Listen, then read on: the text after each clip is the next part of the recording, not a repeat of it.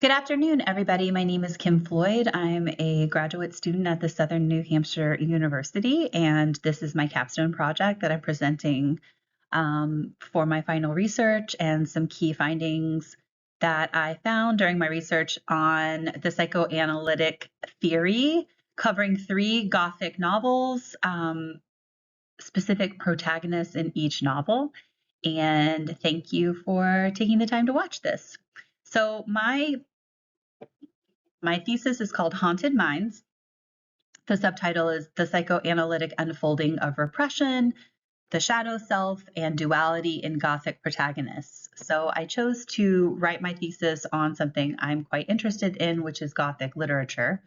And, being a longtime sort of horror fan, Stephen King, Dean Koontz, things of that nature growing up. So this felt like a natural transition. And also my minor in my undergraduate was psychology. So I love the combination of these, sort of like more haunted characters in combination with the psychoanalytic theory.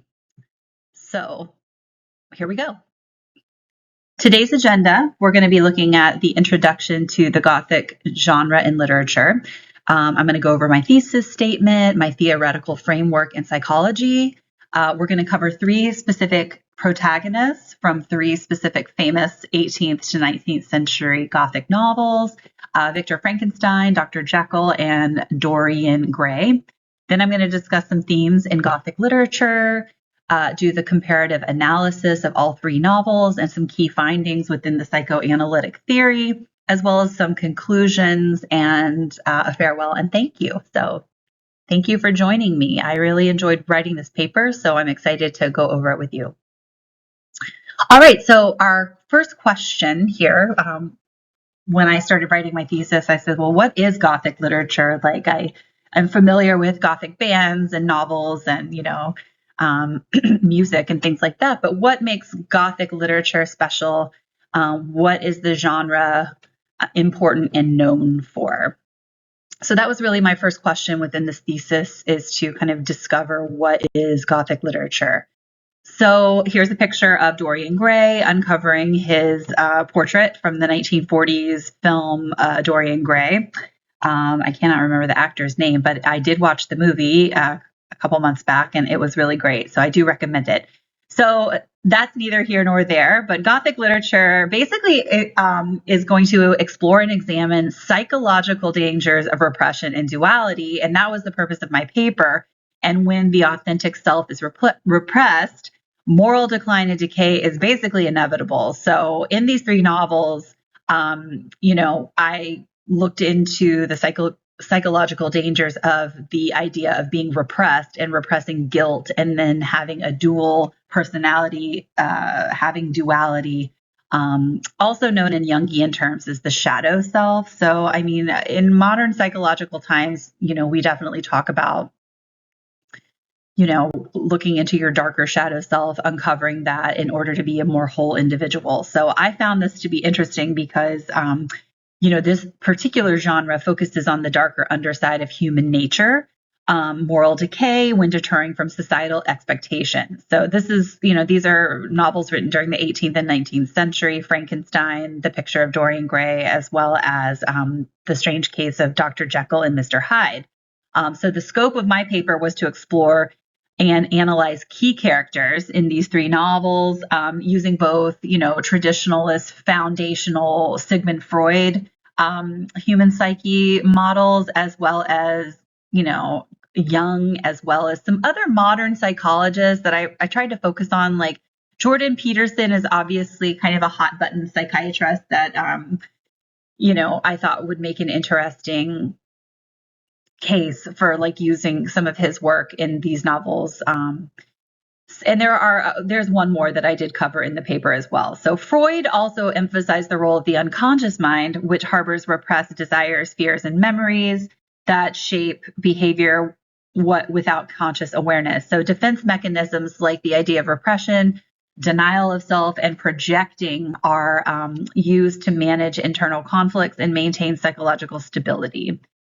Carl Jung, like I said, introduced this concept of the shadow self, which is the hidden, repressed, for the most part, inferior and guilt-laden personality within a human being. So the ultimate ramifications reach back into the realm of our animal ancestors. So the idea of like, we have a duality, a lighter side, and then our darker side, which integrate into each other. In these three novels, those shadow selves split from each other in order to maintain the facade of sort of an upstanding moral character to society. Because in English society during these times, your character, your reputation were of utmost importance. So they had to hide their, deep-seated desires, which motivated them. They had to keep them secret. So this is my thesis statement, which essentially encompassed that Gothic literature reveals how repression, desires, and the shadow self lead to monstrous transformations and moral decay. So using psychoanalytic literary theories, I covered the works of Mary Shelley, Robert Louis Stevenson, and Oscar Wilde. So they demonstrate the dangers of repression and the duality of human nature when examining the character development of Victor Frankenstein, Dr. Jekyll, and of course looking at Mr. Hyde as well, okay, and then Dorian Gray. All right, perfect. So that was my thesis statement that I really wanted to kind of like explore.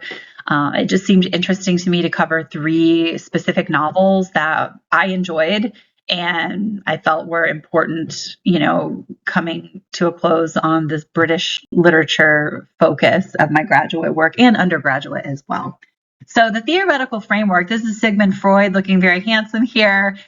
His main ideas and contributions to psychoanalysis were the idea of repression and the idea of the return of the repressed. Like if you have a personality type that you are repressing your innermost desires, it can only work for a time, as you find that eventually the return of your repressed desires will manifest.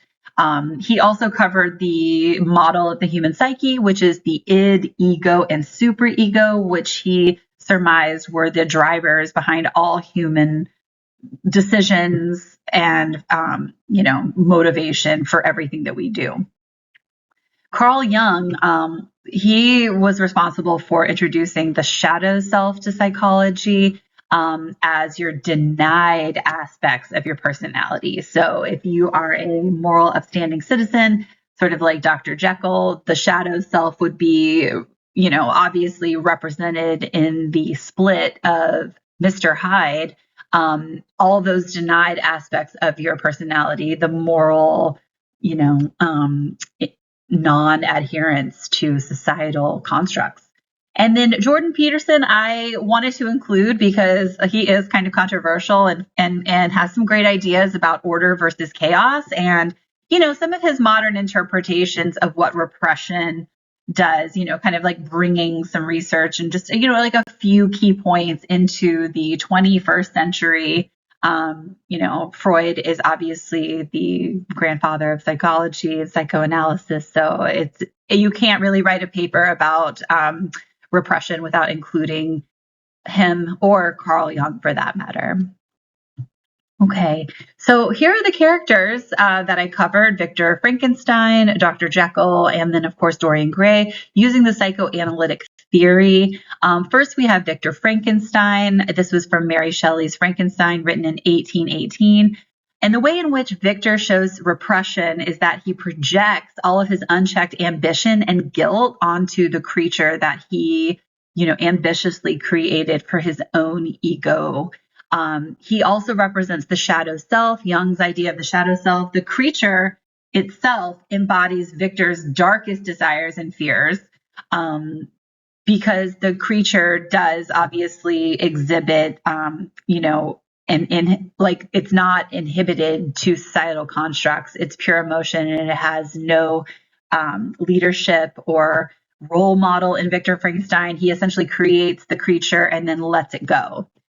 So what we see, I mean, obviously I'm summarizing, my paper was around 30 pages long, but the outcome here with Victor Frankenstein in Mary Shelley's, novel is that essentially the neglect of the creature in which Dr. Frankenstein creates and his abandonment leads to a really tragic outcome, and then revenge and Victor's ultimate demise. So the creature does murder, members of his family, and, wreaks havoc essentially on the society at large. So he's ultimately responsible, and because he doesn't have the forthright to be a role model and to take accountability for what he has created, the creature is then ultimately left to his own demise, and then Victor Frankenstein ultimately dies as well. Dr. Jekyll and Mr. Hyde. So Robert Louis Stevenson, The Strange Case of Dr. Jekyll and Mr. Hyde, written in 1886. So we have repression. Dr. Jekyll suppresses his darker instincts to maintain societal respectability. The shadow self, Mr. Hyde, is the physical manifestation of his repressed urges.